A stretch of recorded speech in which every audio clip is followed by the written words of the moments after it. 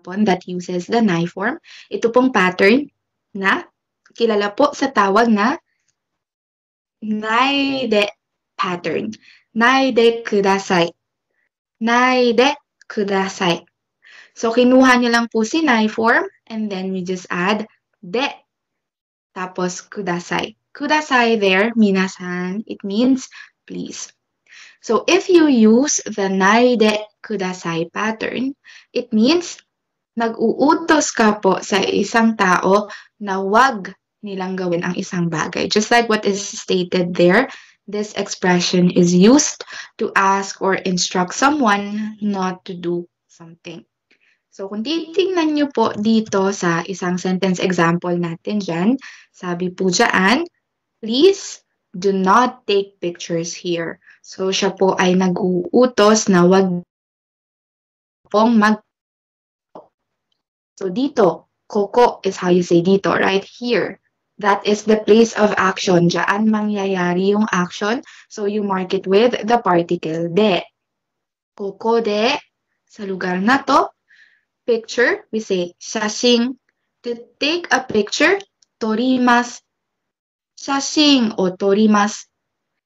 But here, ang gusto po nating sabihin is wag mag-take ng picture. Diba? So, si torimasu po, kunin nyo yung dictionary form. Toru po yun. Ang group number po niya is number 1. So, ang nai form po niya, it's gonna be toranai. Koko de shashin o toranai. So, para po magawa niyo siyang utos na wag gawin, dagdag ka ng de and then kudasai. Koko de shashin o toranai de kudasai. Koko de shashin o toranai de kudasai. Please do not take pictures here. So this phrase po, pagka meron po siyang kudasai, this phrase is formal and polite.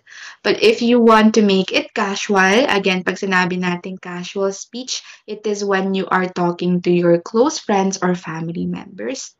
Tanggalin niyo lang po si kudasai. So you can just say, koko de shashin o toranai de, yun na lang siya. Koko de shashin o toranai de, casual na po siya. And then last example. So dito po, no, sabi, please po, wag niyo pong kalimutan ang hotel keys. Wag daw kalimutan ang hotel keys, no? Nag-uutos siya na wag kalimutan. Kalimutan, minasan, we have the verb wasuremasu. Wasuremasu, to forget. Hotel keys, we say, hotel no kagi. No, kagi is how you say keys. Wasuremasu, kunin niyo po yung dictionary form. Wasureru. Group number 2 po. So, tanggalin nyo lang suru, dagdag kayo ng nai. Wasuren, dagdag ka ng de, kudasai. Hotel no kagi o wasurenai de kudasai. Hotel no kagi o wasurenai de kudasai. Again, you can just remove the kudasai there to make it casual. Hotel no kagi o wasurenai de. Hotel no kagi o wasurenai de. Please don't forget the hotel keys. Pero yun nga, pakitandaan na yun po ay casual. Nakereba narimasen. So ano ba tong pattern na ito? Nakalagay po dyan, you must do verb. So ibig sabihin po, this is the pattern that you will use pag kailangan nyo pong gawin ang isang bagay. Regardless po, kung gusto nyong gawin or hindi. Wala po kayong choice. Kailangan nyo siyang gawin, you need to do it, you have to do it. So, nakereba narimasen pattern po tayo. So, paano po kunin yung pattern na to? What you need to do first is get the nai form. Nakalagay dyan, no? Kunin nyo po muna yung nai form ninyo. Pagtapos po nun, i-cancel nyo yung nai part. Tanggalin nyo yung nai part. After nyo siya ma-cancel, dagdag kayo ng nakereba narimasen pattern. Nakereba narimasen. I-attach nyo lang po siya doon sa verb ninyo. So, halimbawa nga po, I have to take a medicine. Kailangan kong uminom ng gamot. Sa ayaw ko man o sa gusto ko. Gamot, we say, kusuri. To take medicine or to, yun nga sa atin, no, uminom ng gamot. So they also use the verb nomimas, no, literal na uminom ng gamot. So nomimas, gaya nga ng kanina, ang nai form po ni nomimas is nomanay. Nomanay. So tanggalin niyo po si nai. Ang natira sa atin is noma na lang, noma. And then dagdag ka ng nakereba narimasen. Kusuri o nomanakereba narimasen. Kailangan ko pong uminom ng gamot. Kusuri o nomanakereba narimasen. Ngayon po, kailangan ko pong pumunta ng school. Kailangan mong pumunta ng school. Sa ayaw man o sa gusto mo, wala ka pong choice. You need to do that. To go to school, minasang, we say, gakko e ikimasu. Gakko e ikimasu. Dito, ang gusto nating sabihin is, kailangan kong pumunta. So, si ikimasu po, kunin niyo po yung kanyang nai form. So, una, start kayo sa dictionary form. Ang dictionary form ni ikimasu ay iku. Group number 1. So, change u sound to a sound. So, iku will become ika, and then we just add nai. Ika, nai. Tanggalin nyo ngayon si nai. Ang natira po sa atin is ika. Dagdag ka lang ng nakereba narimasen. So, yan na yung inyong buong sentence po. Gakko e ikanakereba narimasen. Kailangan ko pong pumunta ng school. So, pwede nyo po yung gamitin para sa sarili nyo, as in, I have to go to school. Gakko e ikanakereba narimasen. Or you can also use it for other people. So, let's say, kailangang pumunta ng kapatid ko sa school. Kapatid, sabihin natin, younger brother. Younger brother wa nihongo de ototo to iimasu. Ototo ですね。Ototo is how you say younger brother. So you will say, ototo wa gakko e ikanakereba narimasen. Yung kapatid ko po, yung younger brother ko po, kailangan po niyang pumunta ng school.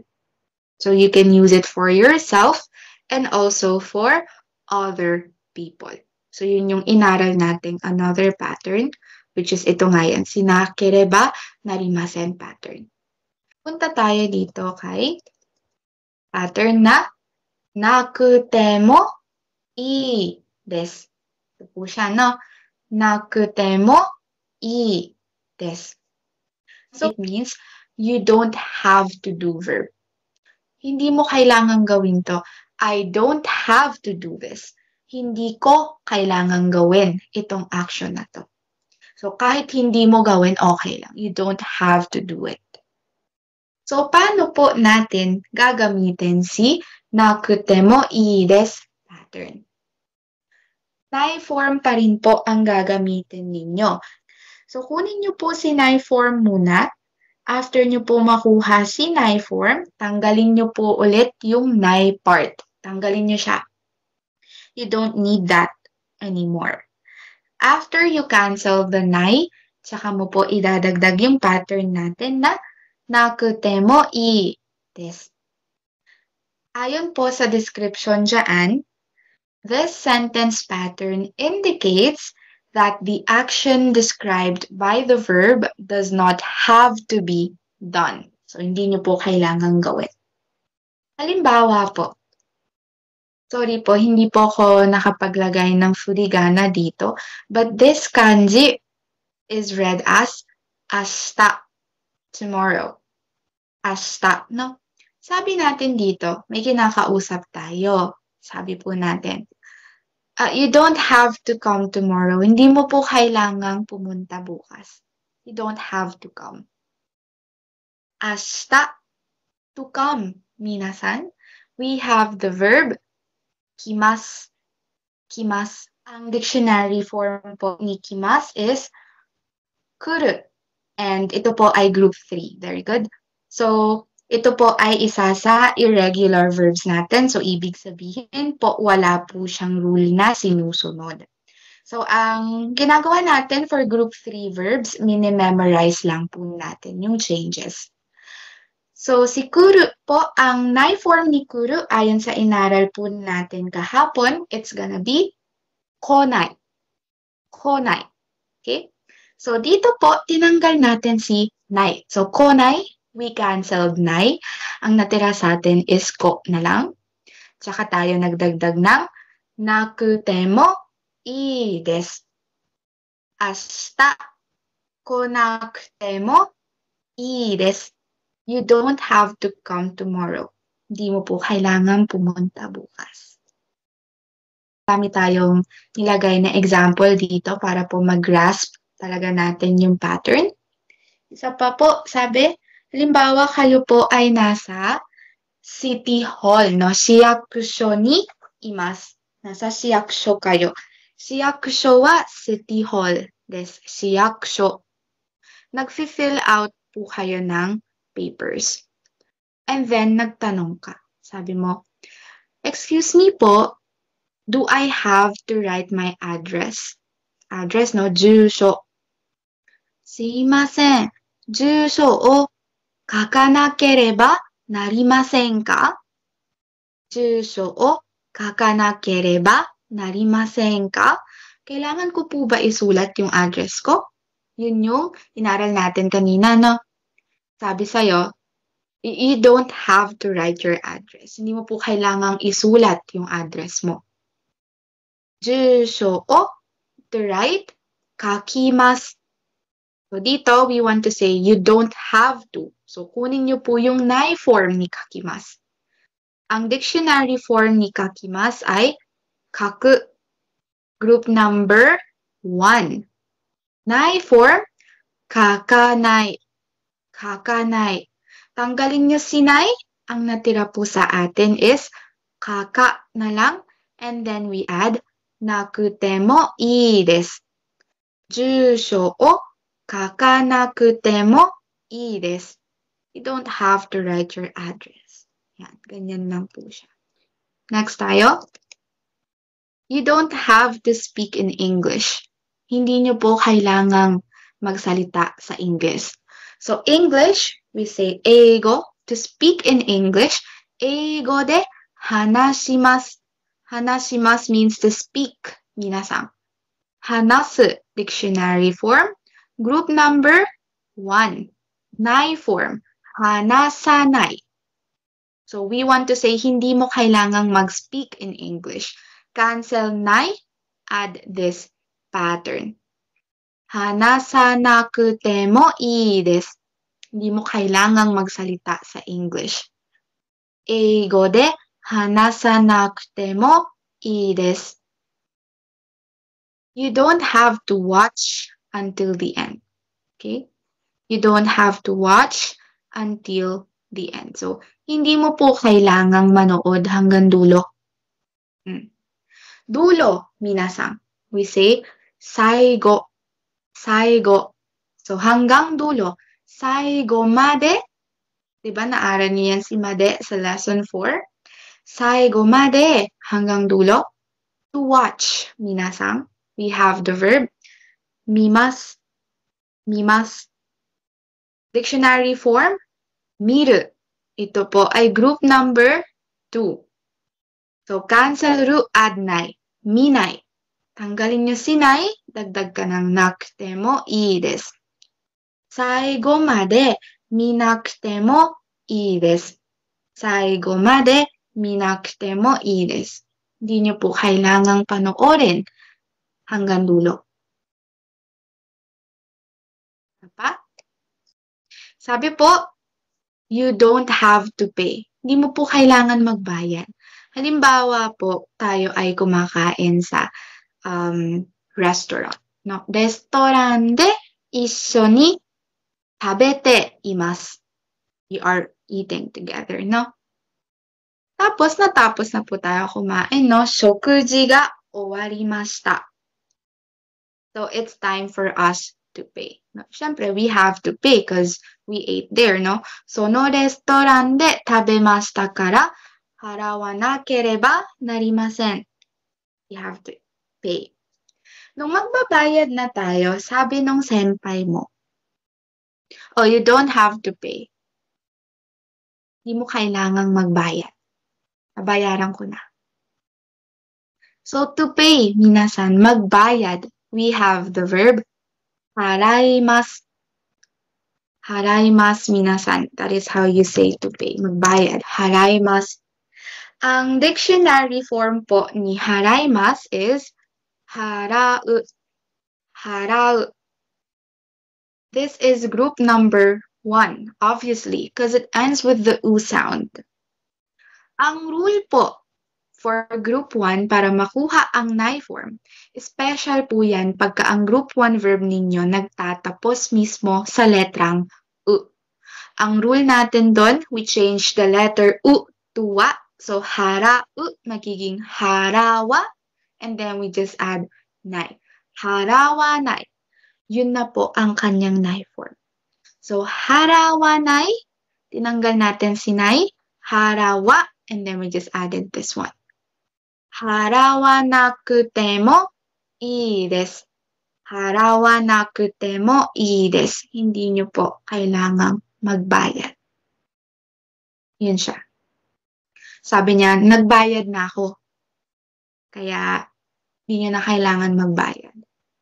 Mo haraimashita kara harawanaku mo ii desu. Again, mo means already.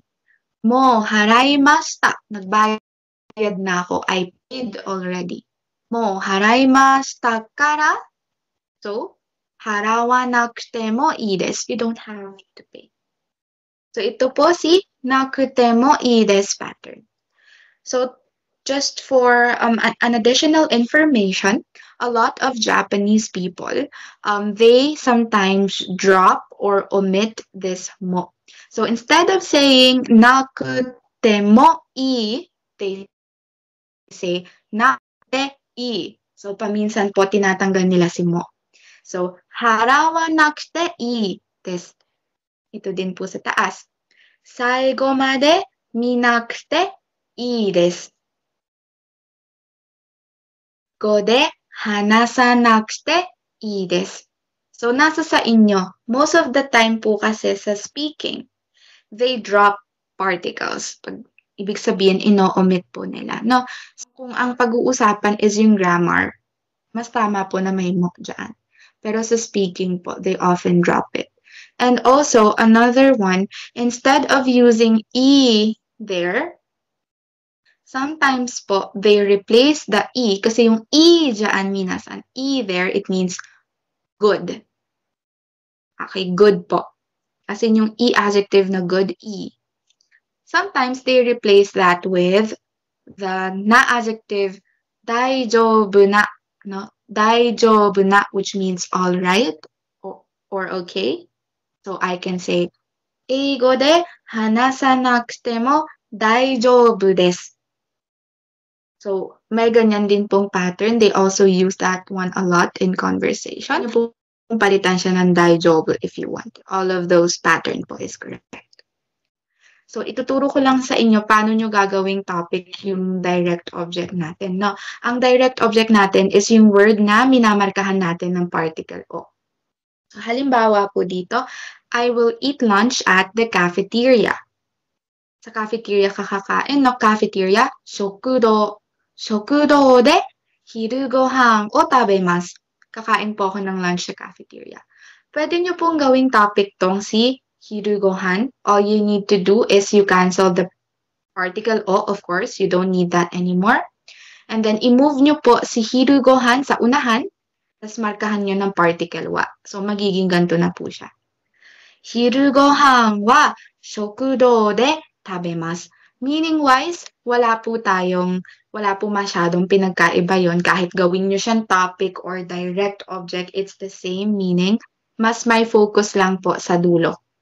Yun lang siya. yung dulo ng sentence yung nagkakaroon ng focus.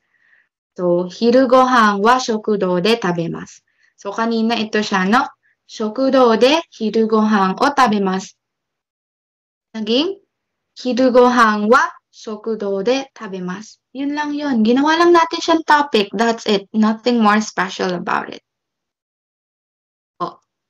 I bought a magazine at the convenience store.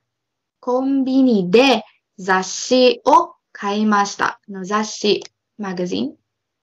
So, pag ginawa nating topic yan, magiging 雑誌はコンビニで買いました. Papa. 玄関で靴を脱ぎます. 玄関, minasan, it means front door. So, dun ka nagtatanggal ng sapatos. No? Magtanggal, nugimas po yun. Genkan de kutsu o nugimas. So, pag ginawa nating topic tong si direct object, cancel the particle o. Let's move kutsu dito sa unahan and then let's mark it with the particle wa. It's gonna be kutsu wa genkan de nugimasu. Kutsu wa genkan de nugimasu. Okay, so with that, that's very easy, right? So, and then lastly, minasan. We have this made ni pattern. Si made ni minasan, this is different from made. Okay? A lot of Japanese learners think that made and made ni is the same, but it's not. Okay? Magkaiba po sila. So, meron po tayong made ni, kailan po siya ginagamit?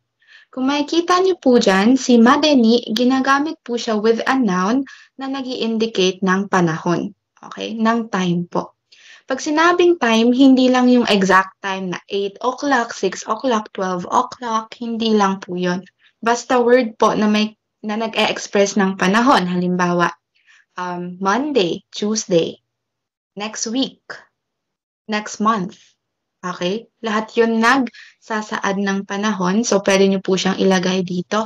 And then, just add made ni. And then, proceed with your sentence. Ano pong meron kay made ni? Ano pong function niya? Ang function po niya is, you use it para po markahan yung deadline ninyo. Kailan yung deadline? Hanggang kailan mo siya pwedeng gawin? So, mamarkahan mo siya ng made ni. Ayan, no? Time limit, minasan. The point in time indicated by made ni is the time limit by which an action is to be done. Halimbawa po, nag-apply ka po sa company ko. Watashi no kaisha ni obo shimashita ne. Nag-apply ka po sa company ko. Ngayon po, minessage kita. Sabi ko po, Getsuyoubi made ni kite kudasai. Please come by Monday. So, ang deadline ko pong binigay sa'yo is Monday. No? Getsuyoubi. So, naglagay ako ng made ni. Getsuyoubi made ni, please come. Kite kudasai. Ang deadline ko is Monday. Getsuyoubi made ni kite kudasai. So, kahit anong araw pwede kang pumunta, basta hanggang Monday lang po. Pwedeng pumunta ka ng mas maaga, pwede naman pong Monday mismo. Pero hindi po pwedeng lalagpas sa deadline. Made ni, yun po ang function niya. Yung report po, isubmit nyo po siya sa akin by tomorrow. Reporto wa deadline tomorrow. Ashita. So, dinagdagan natin ng made ni. Ashita made ni. To submit, minasan, we have the verb dashimasu. So, dito nag-uutos tayo na please submit, dashite kudasai. Ang deadline is tomorrow. Pero, ashita made ni. Kung kaya mong gawin ng mas maaga at ipapasa mo sa akin, okay lang. Pero kung gusto mo ipasa siya sa akin ng mismong deadline, okay lang din po. Huwag lang po siyang lalagpas sa deadline. Reporto wa ashita made ni dashite kudasai.